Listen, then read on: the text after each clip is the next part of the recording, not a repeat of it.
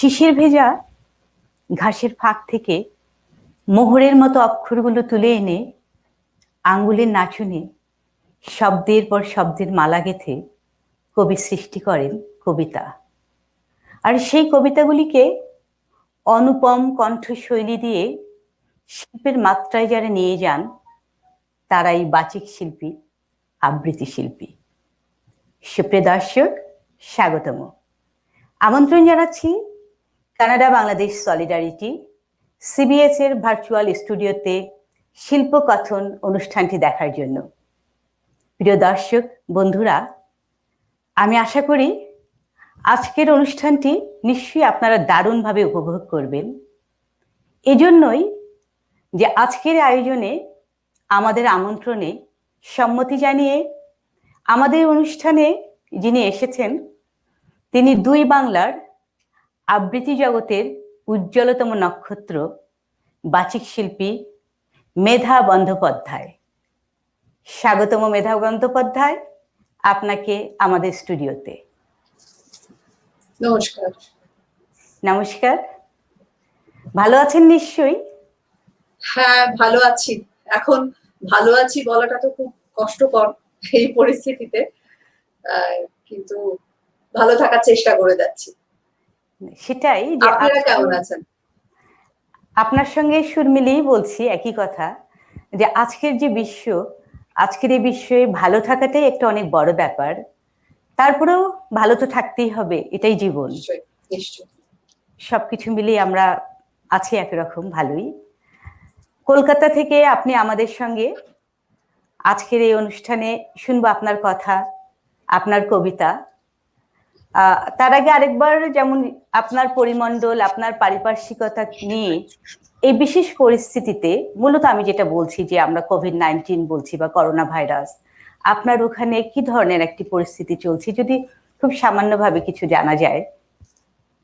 পরিস্থিতি তো কোনো সময়তেই বলা যাচ্ছে না যে ভালো, তবে এইটুকু এখন হয়েছে যে আমরা বোধহয় কিছুটা ভয়টাকে জয় করে চেষ্টা করা হচ্ছে যে আস্তে আস্তে যে প্রয়োজনীয় কাজগুলো আছে সে কাজগুলিতে স্বাভাবিক ছন্দে, জীবনের স্বাভাবিক ছন্দটাতে ফিরে যাওয়ার একটা চেষ্টা চলছে আর কি, সমস্ত সাবধানতা অবলম্বন করেই। এবং এটাও একটা বিষয় যে এখন অনেকেই কিন্তু এই যে মারক রোগ, এই রোগটা থেকে সুস্থ হয়ে উঠছেন, এরকম খবরও আমাদের কাছে এসে পৌঁছচ্ছে বেশ কিছু। সেইটা আমাদের কাছে খুব মানে আশাব্যঞ্জক খবর। তো সেই আশার কথাই বলা ভালো আর কি। তার সাথে সাথে খারাপ খবর তো নিশ্চয়ই আমরা প্রতিনিয়ত শুনছি, অনেকেই শুনছি, এবং সেগুলো শুনে খারাপ লাগা তো কাজ করছি। কিন্তু ওই যে বললাম, ভালোভাবে থাকতে গেলে আমাদের তো আশার কথাগুলোকেই আঁকড়ে ধরতে হবে। তাই এইরকম আর কি, ক্রমশ আশা করা যায় যে আরো কয়েক মাসের মধ্যে, 2-1 মাসের মধ্যে অন্তত পরিস্থিতি কিছুটা ভালো হবে আর কি। আপনাদের ওখানে কিরকম অবস্থা? মানে আমাদের কানাডায় আসলে তাই মার্চ থেকে অলমোস্ট জুনের শেষ পর্যন্ত একদমই লকডাউন ছিল। তো প্রচন্ডভাবে সরকার এটাকে লকডাউন রেখে কন্ট্রোল করেছেন। তো এখন আসলে ভালোর দিকে, সো লকডাউন অনেকটা উঠে গেছে, জীবনযাত্রা কিছুটা অনেকটাই স্বাভাবিক বলবো। মানে মার্চ 17 থেকে জুন পর্যন্ত সবকিছু একদম এক ধরনের থমকে ছিল। তো সেখান থেকে আমরাও এটার সঙ্গে যুদ্ধ করে চলছে মানুষ। সেটাই, জীবন তো থাকতেই হবে, এর মাঝে ভালো লাগা থাকতে হবে। সেই ভালো লাগার জায়গা থেকেই হয়তো এ ধরনের আয়োজনগুলো আমরা এখন করছি, যেহেতু বাহিরে সকলের সঙ্গে যেতে পারছি না, যে যার অবস্থান থেকে ঘরে বসে স্টুডিওতে, যেমন আপনাকে পেলাম কলকাতা থেকে এই কানাডার মন্ট্রিয়ালে। শুরু করতে চাইছি, কথা তো হবেই, শুরু করতে চাইছি আপনার পছন্দের কোনো একটি কবিতা দিয়ে। শুরু করব রবীন্দ্রনাথ ঠাকুরের একটি কবিতা, আমার বড় প্রিয়। দারুণ। সেই কবিতাটি আমি আসলে আমার কবিতাটি বলার আগে একটু বলি যে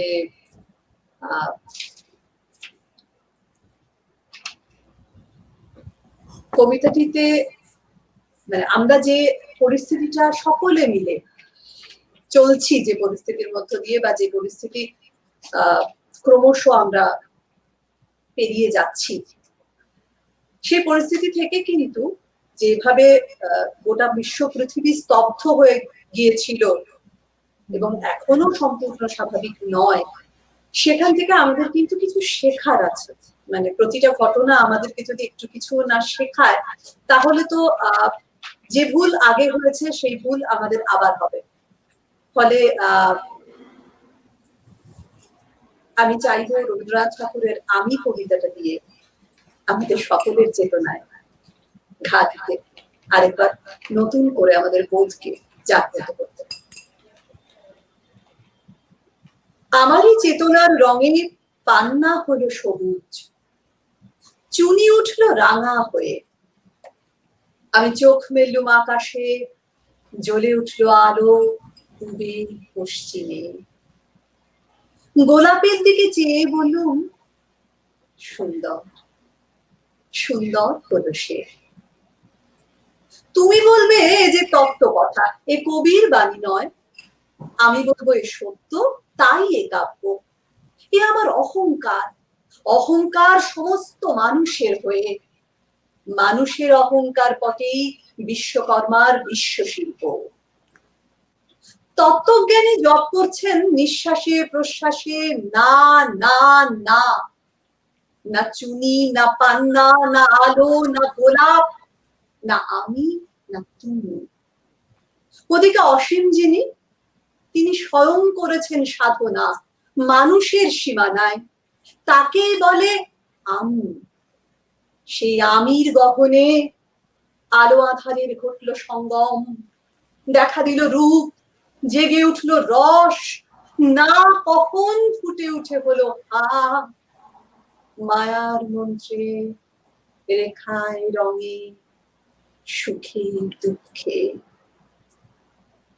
একে বলো না তত্ত্ব, আমার মন হয়েছে পুলকিত, বিশ্ব আমির রচনার আসরে হাতে নিয়ে তুলি, পাত্রে নিয়ে রং। পণ্ডিত বলছেন বুড়ো চন্দ্রটা নিষ্ঠুর চতুর হাসি তার, মৃত্যুদূতের মতো গুঁড়ি মেরে আসছে সে পৃথিবীর পাঁজরের কাছে। একদিন দেবে চরম টান তার সাগরে পর্বতে, মর্তলোকে মহাকালের নূতন খাতায় পাতা জুড়ে নামবে একটা শূন্য, গিলে ফেলবে দিন রাতের জমা খরচ। মানুষের কীর্তি হারাবে তার অমরতার ভান, তার ইতিহাসে লেপে দেবে অনন্ত রাত্রির কালি। মানুষের যাবার দিনের চোখ বিশ্ব থেকে নিকিয়ে নেবে রং, মানুষের যাবার দিনের মন ছানিয়ে নেবে রস। শক্তির কম্পন চলবে আকাশে আকাশে, জ্বলবে না কোথাও আলো, বিনাহীন সভায় যন্ত্রীর আঙুল নাচবে, বাজবে না সুর। সেদিন কবিত্বহীন বিধাতা একা রবেন বসে, নীলিমাহীন আকাশে ব্যক্তিত্ব হারা অস্তিত্বের গণিত তত্ত্ব নিয়ে। তখন বিরাট বিশ্বভুবনে দূরে দূরান্তে অনন্ত অসংখ্য লোকে লোকান্তরে এ বাণী ধ্বনিত হবে না কোনোখানি, তুমি সুন্দর, আমি ভালোবাসি। বিধাতাকে আবার বসবেন সাধনা করতে, যুগ যুগান্তর ধরে প্রলয় সন্ধ্যায় জপ করবেন, কথা কও, কথা কও, বলবেন বলো তুমি সুন্দর, বলবেন বলো আমি ভালোবাসি।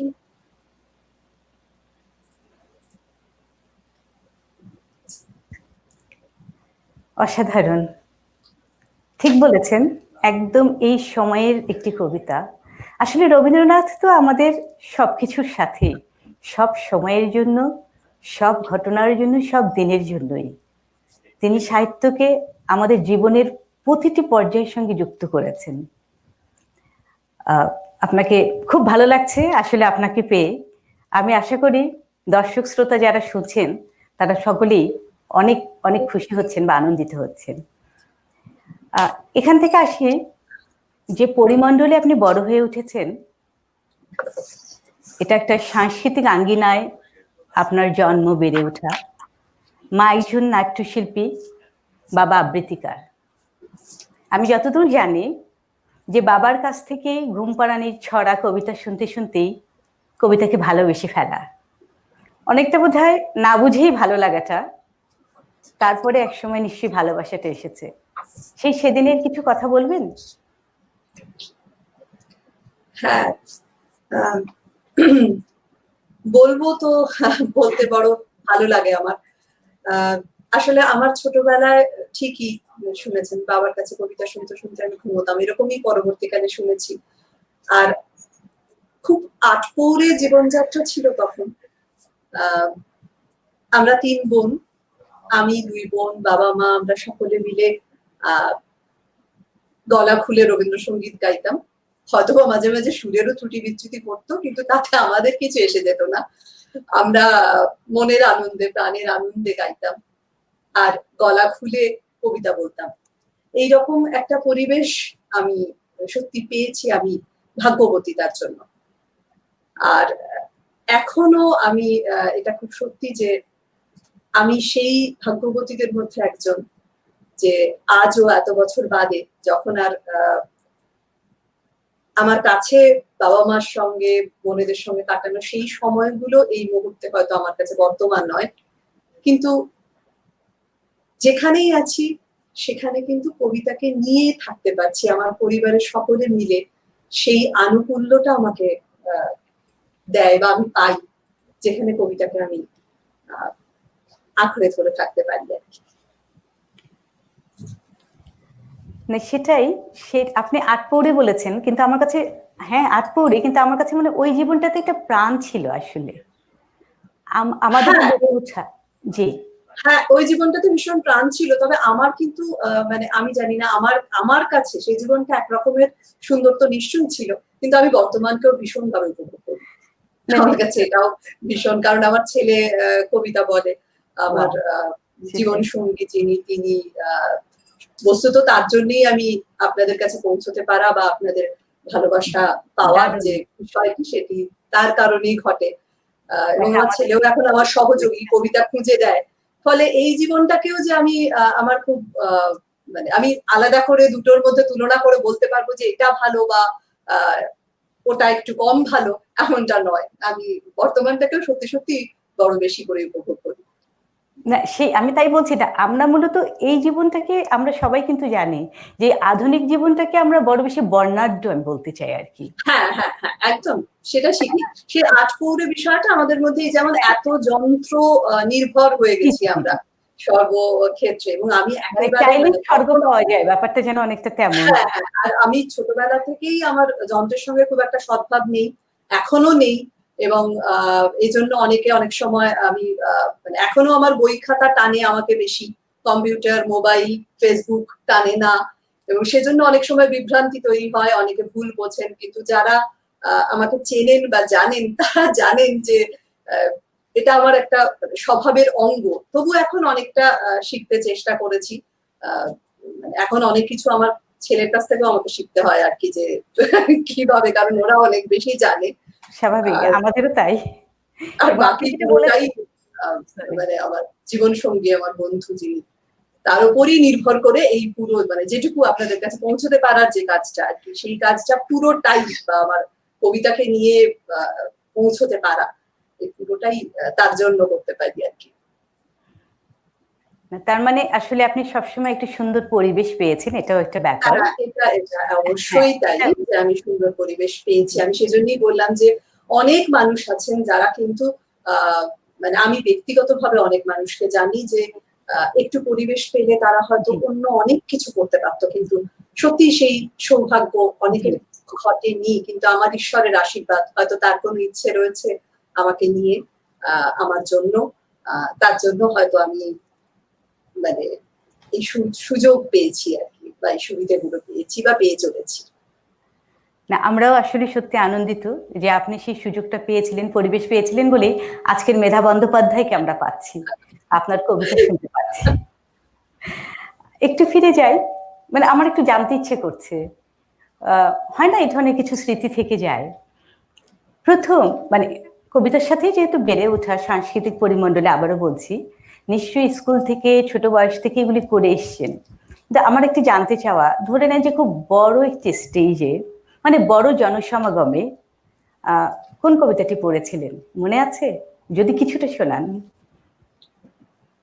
আমার যদি স্মৃতির মানে পাতা হাতড়াই আর কি, তাহলে যেটি মনে পড়ছে, হ্যাঁ, অনেক জায়গায় তো স্কুলেও বিভিন্ন জায়গায় পাঠানো হতো, বিভিন্ন জায়গায় বলার সুযোগ ঘটেছে। আমি তখন সারথীর সঙ্গে তো যুক্ত ছিলাম দীর্ঘদিন। তো সারথীর একটি অনুষ্ঠান, সেটি আমার প্রথম, মানে রবীন্দ্র সদনে প্রথম অত বড় স্টেজ, অত গুণী মানুষের সামনে আমার প্রথম বলা কবিতা। এবং আমার এখনো মনে আছে যে তখন সুচিত্রা মিত্র ছিলেন এবং তার গান অ্যানাউন্সমেন্ট হয়েছে এবং তারপরে ঘোষণা করা হয়েছে শিক্ষার্থী হিসেবেই আমি সেখানে আমার নিবেদন রেখেছিলাম, একটি মাত্র কবিতা বলেছিলাম, কিন্তু সেটা তারপরে আমার নাম ঘোষণা করা হয়েছিল। মানে স্বভাবতই অত্যন্ত মানে একটা খুবই একটু বড় পাওয়া, বড় পাওয়া, কিন্তু তার সঙ্গে তখন সেটা প্রচন্ড মানে ভয়ের ব্যাপার হয়েছিল আর কি। তো সেই কবিতাটি বলেছিলাম, সেইটা আমার মানে স্মৃতিতে থেকে গেছে এবং আশা করি কোনোদিন সেটা ভুলবো না সেই দিনের কথা। সেটিও ছিল রবীন্দ্রনাথ ঠাকুরের একটি কবিতা, বিসর্জন। দুইটি কোলের ছেলে গেছে পরপর, বয়স না হতে হতে পুরা 2 বছর।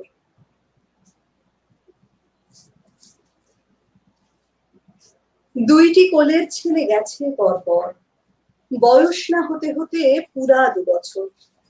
এবার ছেলেটি তার জন্মিল যখন, স্বামীরেও হারালো নন্দিকা। বন্ধুজন বুঝাইল, পূর্ব জন্মে ছিল বহু পাপ, এ জন্মে তাই হেন দারুণ সন্তাপ।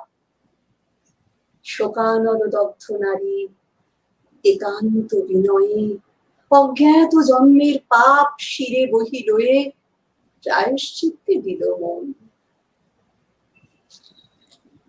এইরকম কয়েকটি লাইন শোনালাম। সেটাই, এটা সারা জীবন আপনার মনে থাকবে জানি। আসলে আপনার কণ্ঠে রবীন্দ্রনাথ, নজরুল ইসলাম, জীবনানন্দ দাশ থেকে শুরু করে আজকের আধুনিক কবিদের যে কবিতা, সব কবিতাই একটি ভিন্ন মাত্রা পায়। তো আপনার জন্যই আমি দুটো লাইন পড়ছি সুনীল গঙ্গোপাধ্যায়ের। শুধু কবিতার জন্যই জন্ম, শুধু কবিতার জন্য কিছু খেলা, শুধু কবিতার জন্য একা হিম সন্ধেবেলা ভুবন পেরিয়ে আসা, শুধু কবিতার জন্য অপলোক মুখশ্রীর শান্তি এক ঝলক, শুধু কবিতার জন্য তুমি নারী, শুধু কবিতার জন্য এত রক্তপাত, মেঘে গাঙ্গেয় প্রপাত, শুধু কবিতার জন্য আরো দীর্ঘদিন বেঁচে থাকতে লোভ হয়। এই কবিতার সঙ্গে প্রাণের গাঁটছড়া বেঁধেছেন নিজস্ব জীবন, জীবিকা, মানে ঘর সংসার, চাকুরি, অনুষ্ঠান, এই সব কিছু মিলে কিভাবে কবিতা শিল্পকে সময় দিচ্ছেন? আসলে যে কথাটা আমি বলি যে কবিতা একটা জীবনের একটা পর্যায়ে এসে পৌঁছে আসলে শিল্প আমাদেরকে মানে বাঁচার রসদ যোগায়, আমাদের আশ্রয় হয়ে দাঁড়ায়। জীবনে যখন অনেক প্রতিবন্ধকতা, অনেক প্রতিকূলতা এবং অনেক রকম বিক্ষোভ আমাদের মনকে অশান্ত করে, আমার মনে হয় তখন আরো আরো বেশি করে এই তাগিদটা বেড়ে যায় যে কোনো শিল্প মাধ্যম, আমার কাছে সেটা কবিতা, তাকে আঁকড়ে ধরার। ঠিক এইরকম একটা জায়গা থেকেই সত্যি সত্যি অনেকগুলো কাজের ব্যস্ততা থাকে, মাঝে মাঝে মনে হয় পেরে উঠছি না, কিন্তু তার মধ্যে আমার মনকে সবুজ রাখার কাজটা কিন্তু কবিতাই করে। সেই প্রাণের গাঁটছড়া থাকলে তো সময় করে নিতেই হয়। একটি কবিতা শুনতে চাই, আর কথা না আপাতত। বেশ, আধুনিক কবির কবিতা যখন উঠলো, আমার বড় প্রিয় কবি নীরেন্দ্রনাথ চক্রবর্তীর একটি কবিতা বলবো, জোড়া খুন। কবিতাটি নির্বাচন করেছি যখন, ভেবেছি শোনাবো। তার একটি কারণ তো অবশ্যই আছে, আমার নিজের সেইটুকু বলি আর কি, যেটুকু মনে হয়েছে আমার, যে আমরা বর্তমানে যে পরিস্থিতিতে এসে দাঁড়িয়েছি এবং যেখানে এসে গোটা পৃথিবীকে দাঁড়াতে হলো, তার মূল কারণ বোধ হয় মানুষের অপরিসীম লোভ, এবং আমাদের শত্রু এই লোভ, যেটা আজকে কিন্তু ধ্বংসের রূপে আমাদের সামনে এসে দাঁড়িয়েছে। গোটা মানব সভ্যতাকে কোথাও তাকে বিনষ্ট করে দেবার যে ভয়ঙ্কর হুঙ্কার ছাড়ছে, সেটা কিন্তু আমাদের তার বীজ রোপণ করেছি আমরা আমাদের লোভের মধ্য দিয়ে। নীরেন্দ্রনাথ চক্রবর্তীর একটি অসাধারণ কবিতা জোড়া খুন, যেখানে তিনি বলছেন যে আমাদের দুটি প্রধান শত্রু, একটি লোভ আর একটি ভয়। আমার মনে হয় বর্তমানে বড় প্রাসঙ্গিক। শোনাই জোড়া খুন। লোভ আমাকে অরণ্যের দিকে টেনে আনে, তারপর অচেনা সেই অরণ্যের মধ্যে ভয় আমাকে দিক বিদিকে ছুটিয়ে নিয়ে বেড়ায়। আমি ঠিক করেছিলাম আমার এই যুগল শত্রুকে আমি শেষ না করে ছাড়বো না। আগে আমি লোভের মরামুখ দেখব, তারপর ভয়ের। কিন্তু দেখো কি আশ্চর্য, লোভের গলায় আমার দীর্ঘ ও শানিত ছুরিখানাকে আমূল বিধিয়ে দিয়ে যেই আমি চেঁচিয়ে বলে উঠেছি কিছুই আমি চাই না, ভয় অমনি চুপসে যাওয়া একটা বস্তার মতো আমার পায়ের তলায় লুটিয়ে পড়লো। কখন আলো ফুটেছে আমি জানি না, আমি শুনতে পাচ্ছি দূর থেকে ভেসে আসছে সূর্যোদয়ের গান। উদ্দীপক সুরার মতো সেই গানের সুর ছড়িয়ে যাচ্ছে আমার রক্তে। শরীরটা খুব হালকা লাগছে, মনে হচ্ছে একটা মস্ত বড় ব্যাধির থেকে আমি মুক্ত হয়ে উঠলাম। আমার সামনে ছিল লোভ, আমার পিছনে ছিল ভয়। আমি ভেবেছিলাম একে একে আমি তাদের মোকাবিলা করব, কিন্তু তার আর দরকার হলো না। একজনকে আক্রমণ করার সঙ্গে সঙ্গে দেখতে পেলুম অন্যজনও ফতুর হয়ে গেছে। আবিরের থালা হাতে নিয়ে আকাশ আমার মুখ দেখছে, পাখিরা আমার বন্দনা গাইছে, বৃক্ষ ও লতা বাতাসে নত হয়ে নমস্কার করছে আমাকে। জোড়া খুন সমাধা করে বাঁ পায়ে লাথি মেরে আমার দুই জন্মশত্রুর মৃতদেহকে একটা নালার মধ্যে ঠেলে দিয়ে শীষ দিতে দিতে অরণ্য থেকে আমি বেরিয়ে এলুম।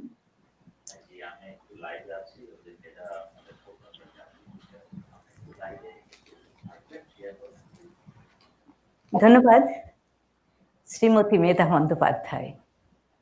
আসলেও আমি যে কথাটা বলেছিলাম যে সপ্তর্ষি মণ্ডলের উজ্জ্বল এক তারকা, আপনার আবৃত্তি মুগ্ধ হয়ে শ্রোতায় শুনে আমি নিজেও আপনার কবিতাগুলো শুনি। এখন অবশ্য আমি আমার একটি প্রিয় কবিতা, অনেকগুলোই পছন্দের, তার মধ্যে একটি প্রিয় কবিতা আপনার কাছ থেকে শোনার অনুরোধ রাখছি। জয় গোস্বামীর মেঘ বালিকার জন্য রূপকথা, মেঘের রাজ্যে সেই মেঘ বালিকার জন্য রূপকথা কবিতাটি আপনার কণ্ঠে শুনতে চাই। এভাবেই আসলে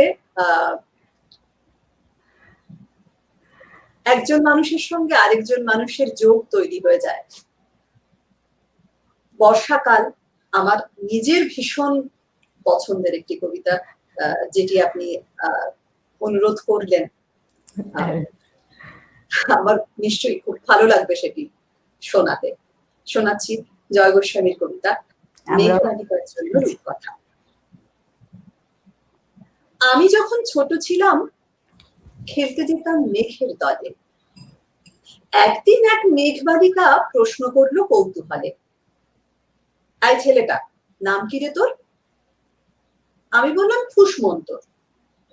মেঘবালিকা রেগেই আগুন, মিথ্যে কথা, নাম কি অমন হয় কখনো? আমি বললাম নিশ্চয়ই হয়, আগে আমার গল্প শোনো। সে বললো শুনবো না, যা, সেই তো রানী, সেই তো রাজা, সেই তো একই রাজার কুমার পক্ষী রাজে, শুনবো না আর, ওসব বাজে।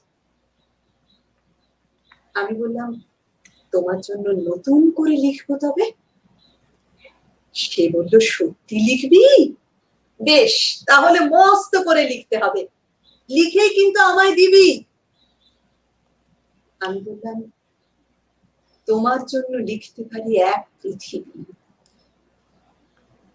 লিখতে লিখতে লেখা যখন সবে মাত্র ২-৪ পাতা, তখন হঠাৎ ভূত চাপলো আমার মাথায়। খুঁজতে খুঁজতে চলে গেলাম ছোটবেলার মেঘের মাঠে। গিয়ে দেখি চেনা মুখ তো একটিও নেই এ তল্লাটে। একজনকে মনে হলো ওর মধ্যে অন্যরকম। এগিয়ে গিয়ে বলি তাকেই, তুমি কি সেই মেঘবালিকা? তুমি কি সেই?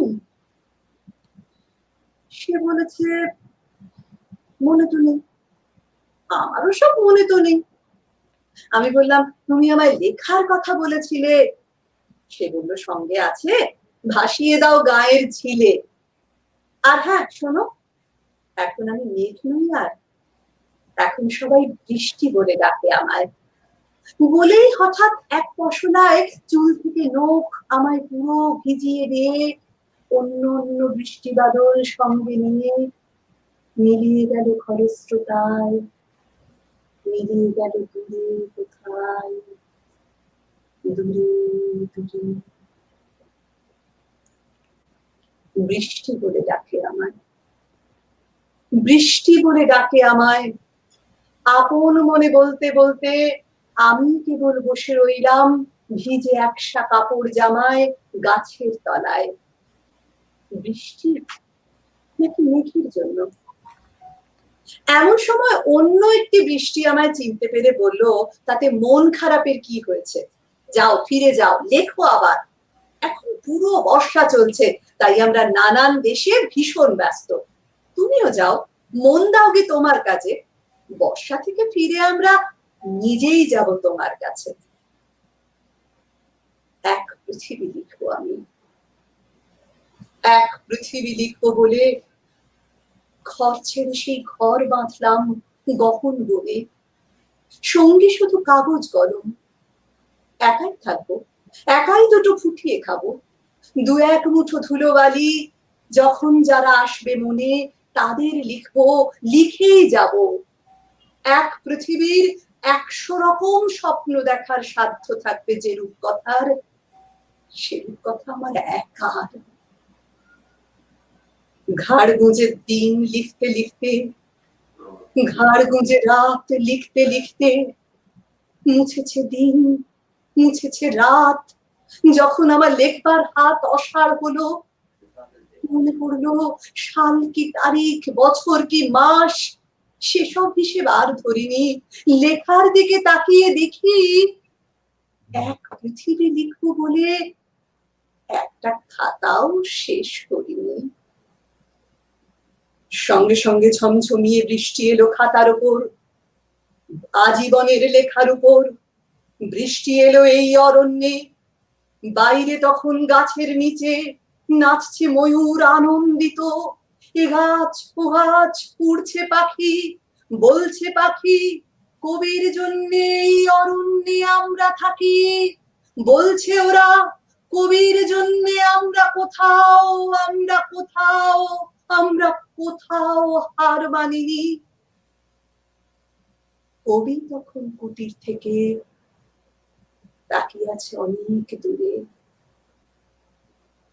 মাঠের পরে, বনের পরে, নদীর পরে, সেই যেখানে সারা জীবন বৃষ্টি পড়ে, সেই যেখানে কেউ যায়নি, কেউ যায় না কোনোদিনই, আজ সে কবি দেখতে পাচ্ছে সেই দেশে সেই ঝর্ণা তলায় এদিক ওদিক ছুটে বেড়ায় সোনায় মোড়া মেঘ হরিণী, কিশোর বেলার সেই হরিণী।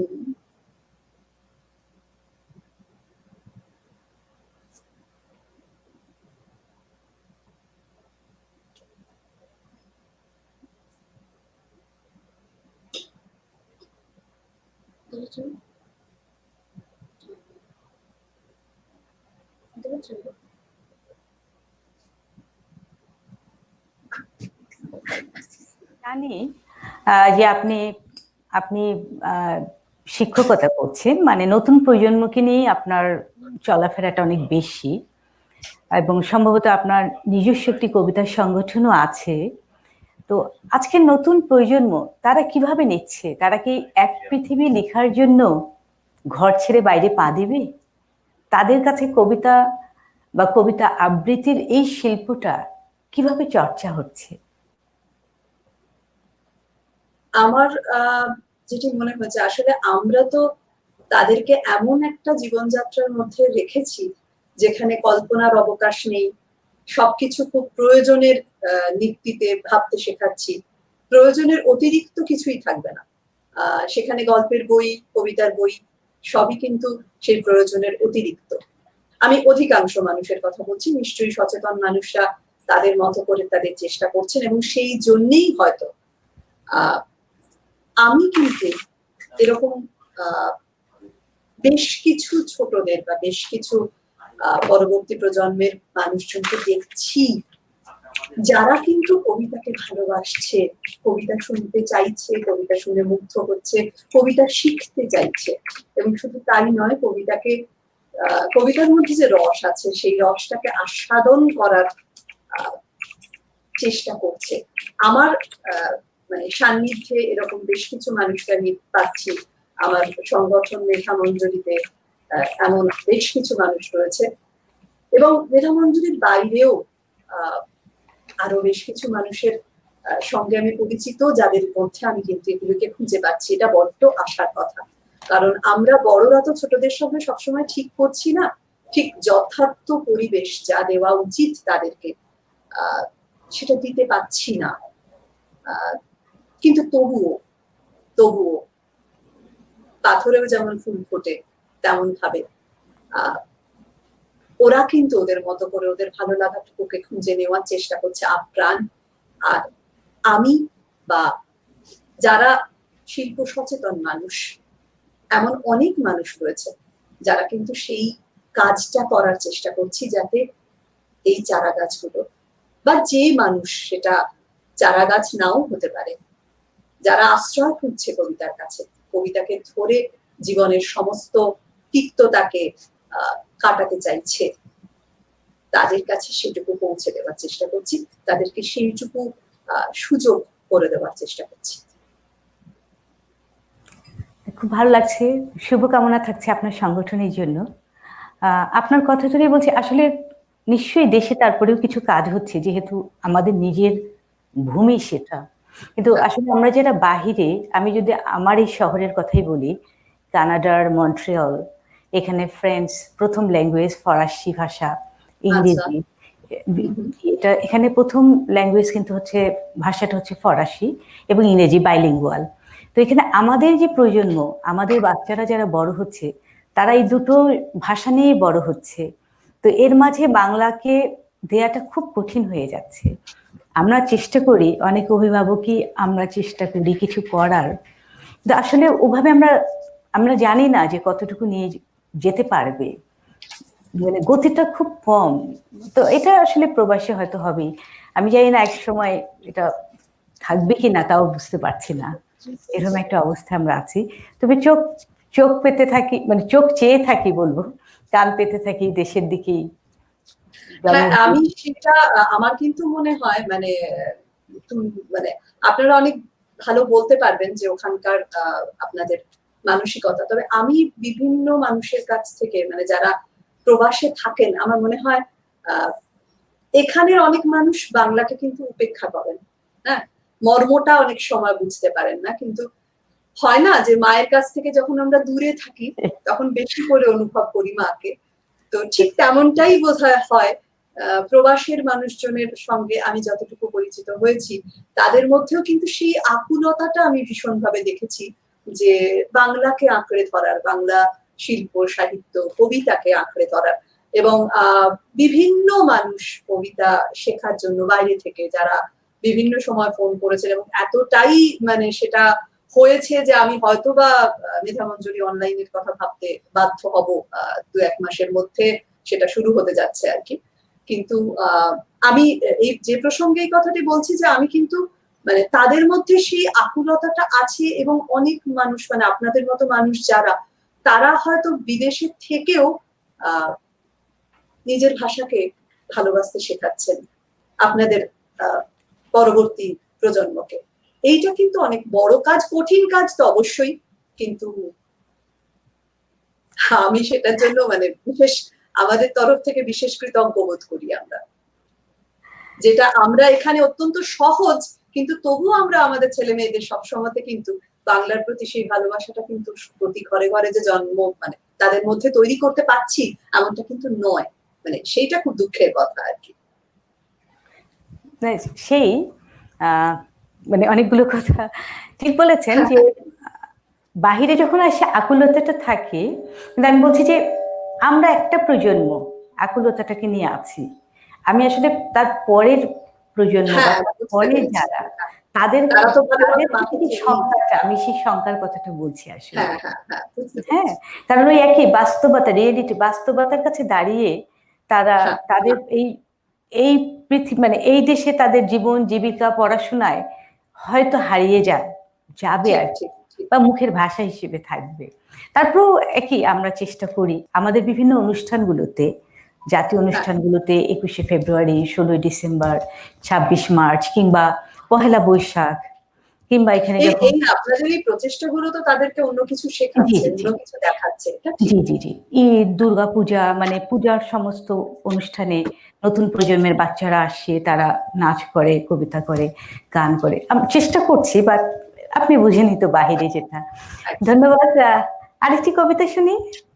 হ্যাঁ নিশ্চয়ই। জি, আরেকটি রবীন্দ্রনাথ শোনাই। নিশ্চয়ই। আচ্ছা, একটা কবিতা বলতে খুব ইচ্ছে করছে, মানে আমার কাছে ভীষণ প্রাসঙ্গিক বোধ করছি আমি। কবিতাটি খুব পরিচিত কবিতা, কিন্তু আজকে তো আমরা সবাই ঘরে বন্দি, কেউ যেন শাস্তি দিয়েছে, ইচ্ছে করলেই বাইরে পথে আমরা নামতে পাচ্ছি না।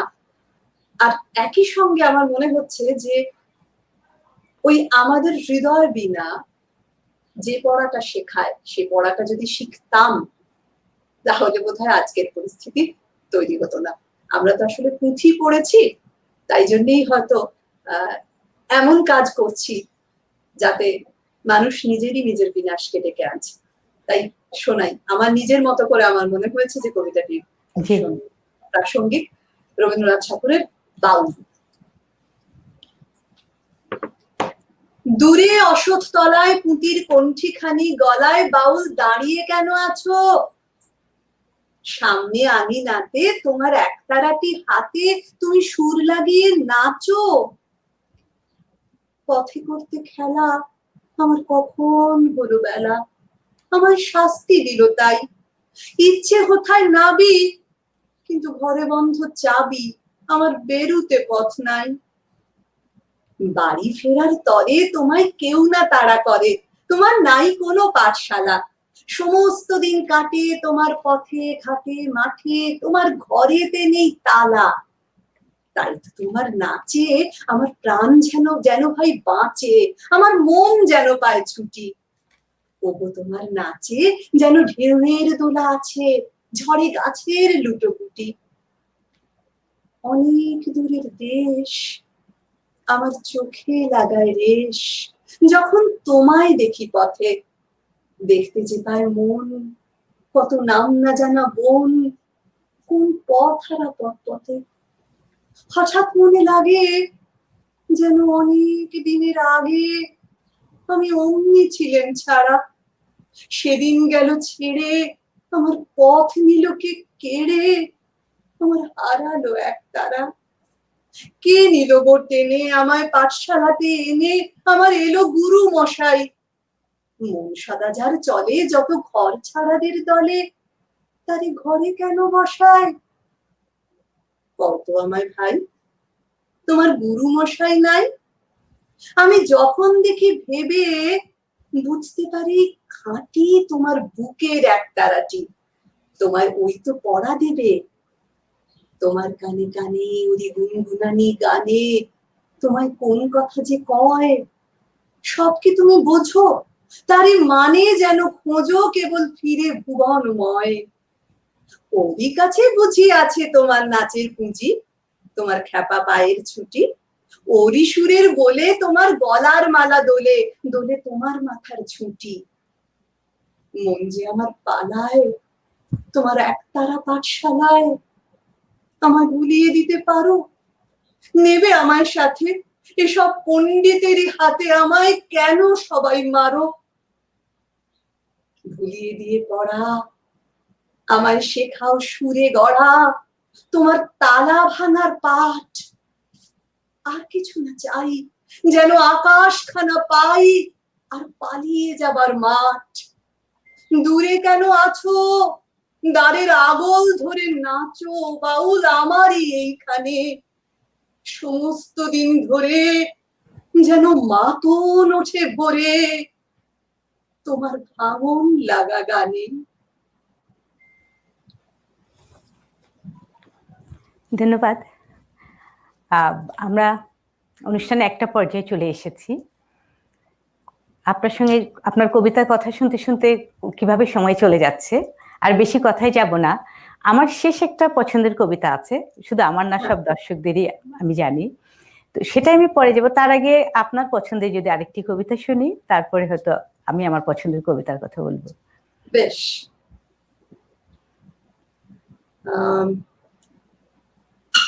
শোনাবো একটু অন্য স্বাদের কবিতা। জি। বিকর্ণ, আর্য তীর্থের কবিতা। আমার ভীষণ পছন্দের, ভীষণ প্রাসঙ্গিক। বিকর্ণ। ঠিক আছে।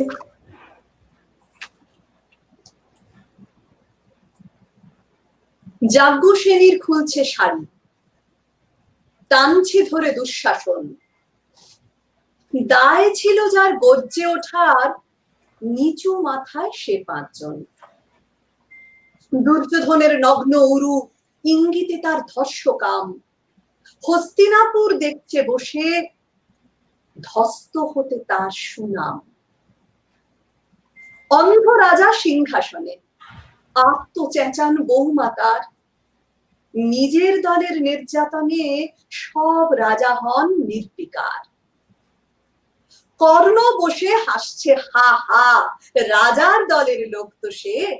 শর্তবিহীন সমর্থনে তাবৎ আরাম সুখ বসে। ভীষ্ম, দ্রোণ, কৃপ, নীরব, সরকারি লোক হাজার হোক, রাজার কথাই তোমার কথা, তুমি যখন রাজার লোক। খল শকুনি দেখছে সবই, বস্তুত সে ধ্বংস চায়।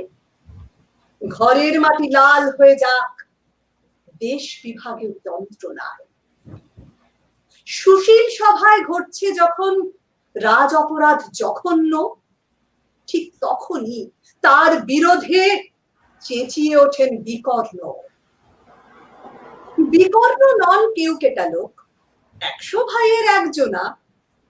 কেমন করে এর আগে কেউ তার কথাটাই জানতো না। যতুগৃহে কাড়েননি রাগ, অন্তত তা নেই লেখা। ভীমকে যখন বিষ খাওয়ালো, তখনও তার নেই দেখা। কিন্তু যখন প্রকাশ্যেতে কাটছে নারীর আব্রু কেউ, স্তব্ধ জিভের চুপসাগরে বিকর্ণ হন একলা ঢেউ। চেঁচিয়ে ওঠেন রাজার কুমার যুবরাজের বিরুদ্ধেই।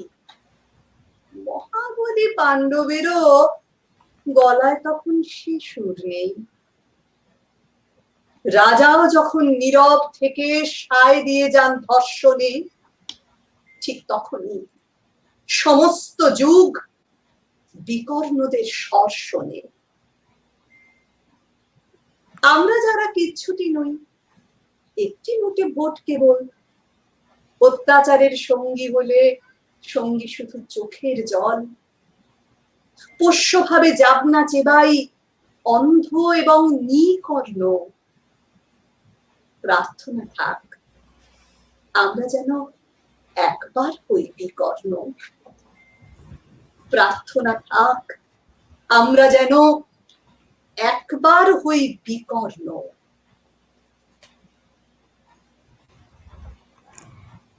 অনেক ধন্যবাদ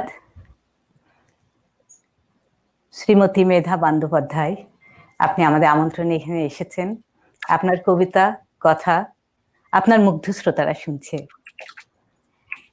আমি আমার প্রিয় একটি কবিতার কথা এবারে অনুরোধ করছি। কবিতাটি লিখেছেন গণমানুষের লেখক, যিনি প্রান্তিক মানুষের ভাষায় উপন্যাস লিখেন, গল্প কবিতা লেখেন, দেবব্রত সিং। দেবব্রত সিং এর একটি বিখ্যাত কবিতা তেজ। আপনার কণ্ঠে যখন এই কবিতাটি শুনি, যতবারই শুনি আমার কাছে মনে হয় না যে আপনি আলো ঝলমলে কলকাতার আপনি একজন মানুষ। আমার কাছে মনে হয় আপনি আলোহীন সেই গ্রামের শিবকুইরির বিটি সাজলি। তেজ কবিতাটি শুনতে চাইছি। নিশ্চয়ই শোনাবো, বড় আনন্দ পেলাম, কারণ তাদের কথাই বলতে চাইছি। তাদের কথা তাদের মতো করে যদি বলতে পেরে থাকি, সেটুকুই আমার কাছে মস্ত বড় পাওয়া। কবি দেবব্রত সিংহের কবিতা তেজ। একটু বলে নেব যে একটি মেয়ে, তার বাড়ির বাবা খেতে কাজ করেন, মা, দিদা, বাড়ির সকল মেয়েরা লোকের বাড়ি কামিন খেতে খায়। এইরকম একটি বাড়ি, এরকম একটি বাড়িতে শিবকুইরির পিটি সাজলি, সে মাধ্যমিকে প্রথম হয়।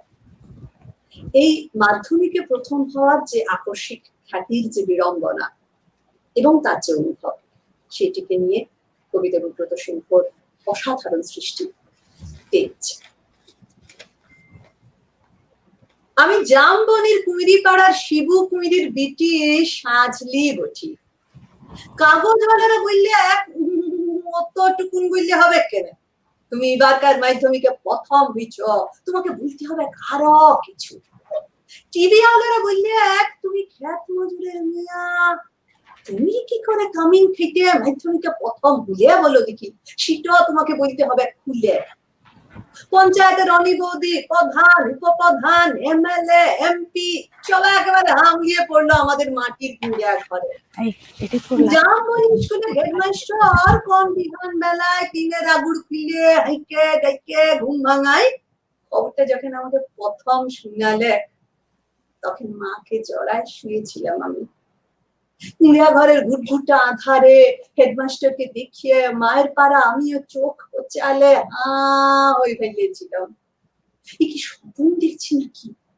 স্যার বললে এটা স্বপ্ন লয়, স্বপ্ন লয়, সত্যি বটে।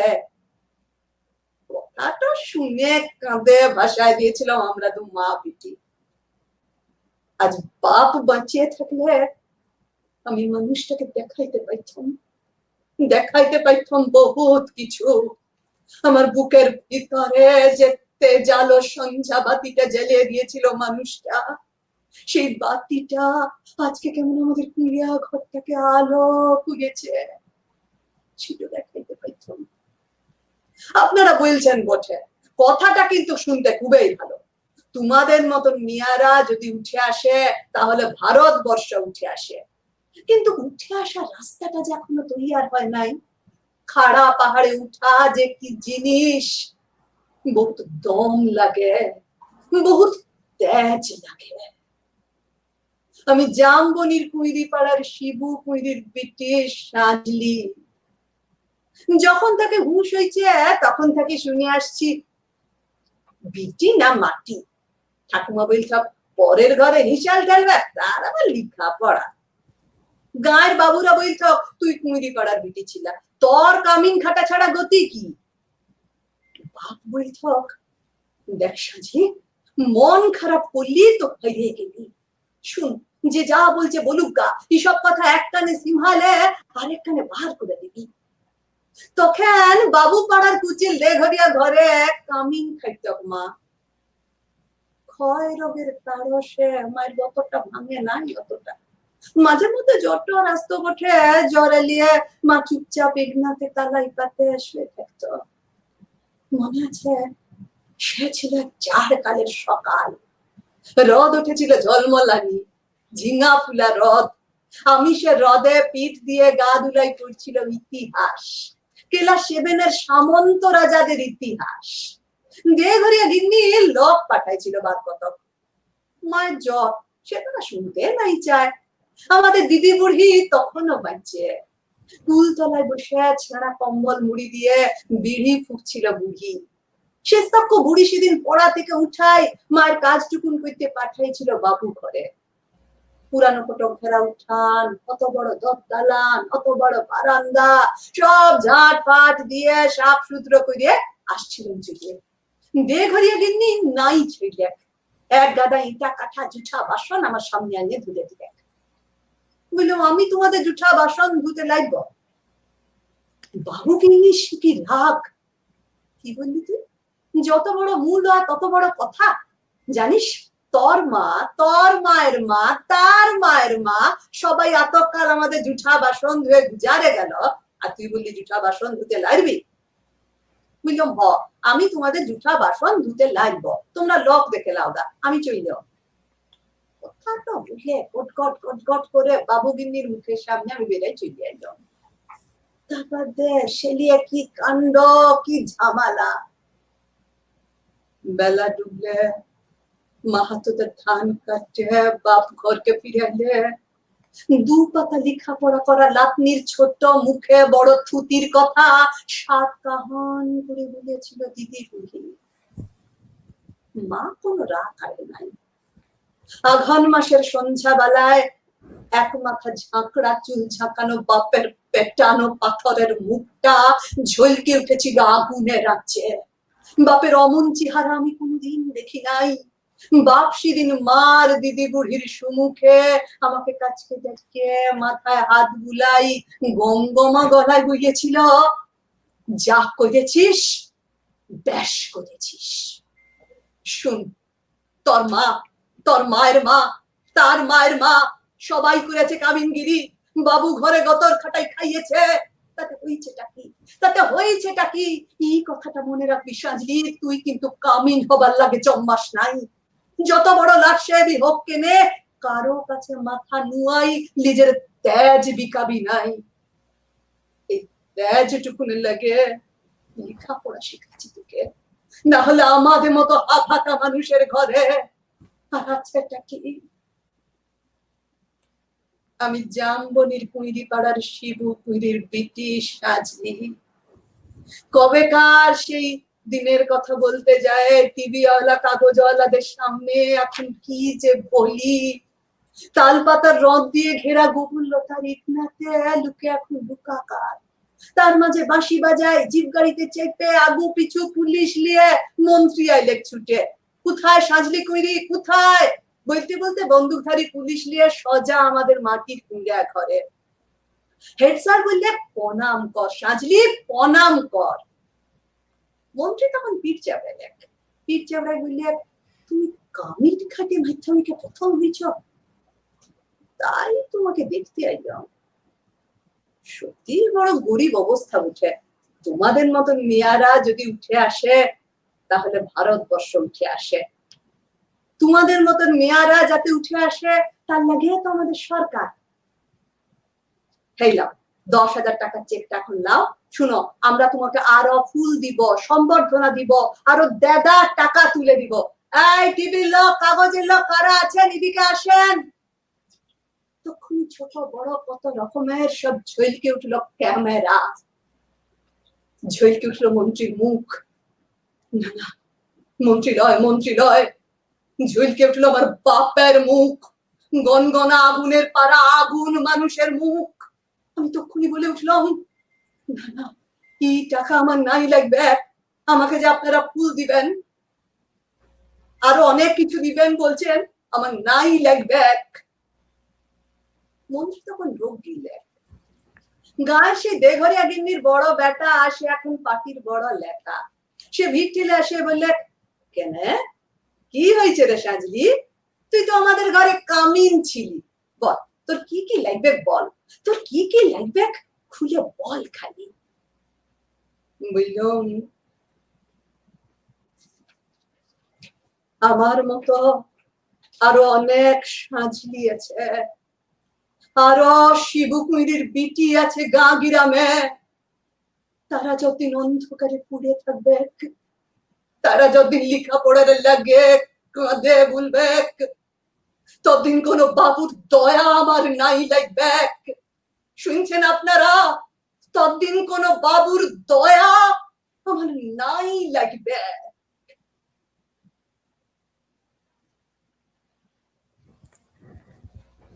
অপূর্ব, অপূর্ব মেধাদি। এটা যেটা বলেছিলাম যে বারবার শুনেও শেষ হবে না। আমরা জানি আয়োজনের প্রায় শেষের দিকে। তারপর আমি আপনাকে বলতে চাইছি যে আমাদের এখানে অজস্র দর্শক শ্রোতা, তারা অনেক অনুরোধ করেছেন, তারা আপনার কবিতা শুনতে চান আসলে। তো আমি আসলে শেষেও শেষ হচ্ছে না, আপনার পছন্দের কোনো একটি কবিতা দিয়ে শেষ করি। দর্শকরা অনুরোধ করছেন, আসলে অনেকগুলো এখানে অনুরোধ এসছে। আচ্ছা, আসলে কি হয়, আঞ্চলিক কবিতার পরে আসলে অন্য কবিতা বলা একটু কঠিন হয়, মানে কবিতাটি শেষে বলতে পারলেই সেক্ষেত্রে ভালো হয়। ঠিক আছে, আমি শোনাবো একটি অন্য কবিতা, আমার খুব প্রিয় কবিতা, এবং বন্ধুদের জন্য, সকল বন্ধু যারা দূরে আছেন, এখন তো আমরা সবার থেকেই দূরে, সব বন্ধুদের থেকে দূরে। জি, ধন্যবাদ। তাদের জন্য সুনীল গঙ্গোপাধ্যায়ের কবিতা শাঁখটা দুলছে। মনে পড়ে সেই সুপুরি গাছের সারি, তার পাশে মৃদু জ্যোৎস্না মাখানো গ্রাম, মাটির দেয়ালে গাঁথা আমাদের বাড়ি, ছোট ছোট সুখে সিদ্ধ মনস্কাম। পড়শি নদীটি ধনুকের মতো বাঁকা, পুরু ডোবা জলে সারাদিন খুনসুটি, বাঁশের সাঁকোটি শিশু শিল্পীর আঁকা, হেলানো বটের ডালে দোল খায় ছুটি। এপারে ওপারে ঢিল ছুড়ে ডাকাডাকি, ওদিকের গ্রামে রোদ্দুর কিছু বেশি, ছায়া ঠোঁটে নিয়ে উড়ে যায় কটি পাখি, ভরা নৌকায় গান গায় ভিন দেশি। আমার বন্ধু আজানের সুরে জাগে, আমার দু চোখে তখনও স্বপ্নলতা, ভোরের কুসুম ওপারে ফুটেছে আগে, এপারে শিশির পতনের নীরবতা। আমার বন্ধু বহু ঝগড়ার সাথী, কথায় কথায় এই ভাব এই আড়ি, মার কাছে গিয়ে পাশাপাশি হাত পাতি, গাব গাছে উঠে সে হাতেই কাড়াকাড়ি। আমার বন্ধু দুনিয়াদারির রাজা, মিথ্যে কথায় জগৎ সভায় সেরা, দোষ না করেও পিঠ পেতে না সাজা, আমি দেখি তার সহাস্য মুখে ফেরা। আমাদের ছুটি মন বদলের খেলা, আমাদের ছুটি অরণ্যে খোঁজাখুঁজি, আমাদের ছুটি হাসি কান্নার বেলা, আমাদের ছুটি ইঙ্গিতে বোঝাবুঝি। খেলায় খেলায় জীবন পৃষ্ঠা ওড়ে, খেলায় খেলায় ইতিহাস দেয় উঁকি, এদিকে ওদিকে পৃথিবীর পিঠ পড়ে কত না মানুষ ভুরু কুঁচকিয়ে সুখী। বন্ধু হারালে দুনিয়াটা খাঁ খাঁ করে, ভেঙে যায় গ্রাম, নদী ও শুকনো ধুধু, খেলার বয়স পেরোলেও একা ঘরে বারবার দেখি বন্ধুরই মুখ শুধু। সাঁকোটির কথা মনে আছে আনোয়ার? এত কিছু গেল, সাঁকোটি এখনো আছে। এপার ওপার স্মৃতিময় একাকার, সাঁকোটা দুলছে, এই আমি তোর কাছে। সাঁকোটা দুলছে, এই আমি তোর কাছে।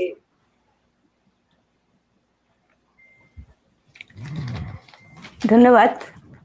এপার ওপারে যেন সাঁকোটি থাকে আমাদের সবার জন্য। সময়টি যেন এক লহমায় চলে গেল আপনার কবিতায়, আপনার কথায়। সময়ের সাথে হার মানতেই হবে। কলকাতা থেকে সমস্ত বন্ধুদের যারা দেখছেন তাদেরকে আমার পক্ষ থেকে কৃতজ্ঞতা, আর আপনাদের সকলকে অনেক অনেক ধন্যবাদ। আপনারা সকলে ভালো থাকবেন।